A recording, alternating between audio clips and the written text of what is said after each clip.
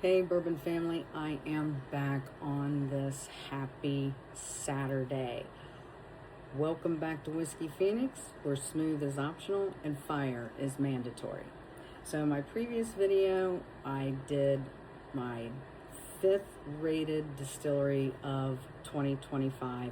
Now, in this one, we're moving on to number 5 of my top 10 bourbons of 2025.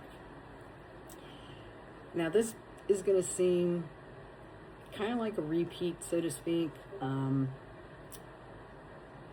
because we kind of talked about another one of their expressions in yesterday's video that came in at number 6, but I just feel like this distillery has just put out a lot of great stuff this year. Now, I didn't personally, this is another drop that I missed, so I was crying in my whiskey, so to speak. But I was fortunate enough that somebody in the whiskey community that I'm a part of Discord, sent me a handshake of this. Otherwise, I don't think this would have ever crossed my lips. But I was fortunate enough that Amanda sent me this handshake so that I could see what all the hype was about surrounding this one. So coming in at number 5 is Bardstown Hokkaido Mizunara. Now this was a blend of straight whiskeys finished in Japanese Mizunara oak barrels, and I did a full review of that on my TikTok profile, so you can go and hear everything that I had to say about it at that time. So for me, on the nose right away, I was hit with just like a sweetness. There was some brown sugar, some honey, toffee, and a hint of baking spice. On the palate, oh my goodness, it's like I absolutely know why everybody was ranting and raving about this one. That sweetness on the nose was there on the palate, and a little bit of spice as well. There was vanilla on the palate. The brown sugar from the nose carried over onto the palate. There was some maple that I picked up, and the baking spice on the nose, there was just a slight hint of it even on the palate. This just felt very, in the mouth, I almost kind of wanted to like chew it, so to speak. The finish on this was long, lingering, warm. There was, all of a sudden on the palate, a slight hint of pepper came in.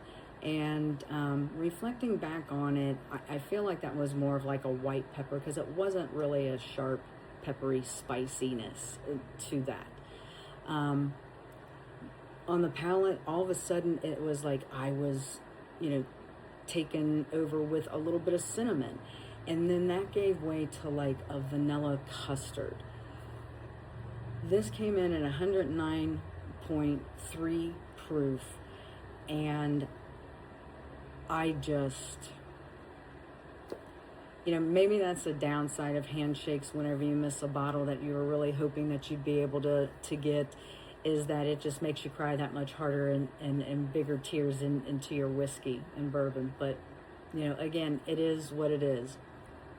Memory serves me correctly on this one as well. Bardstown only bottled it at 375 milliliters instead of 750.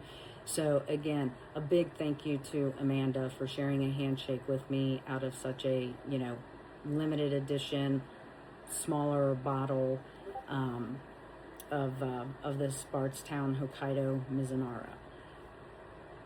Bourbon fam, have you had the Bardstown Hokkaido Mizunara? If you have, what did you think of it?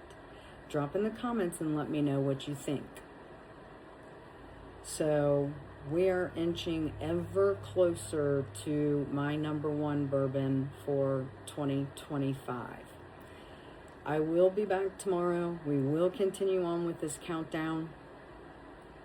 I'm going to continue to make a video for the bourbon itself and continue on with our countdown of my top 5 distilleries of 2025. Fam, I hope that you are having a great Saturday. if you are partaking, please drink responsibly. And as always, stay sharp, stay burning, rise again, and I'll see you in the next one.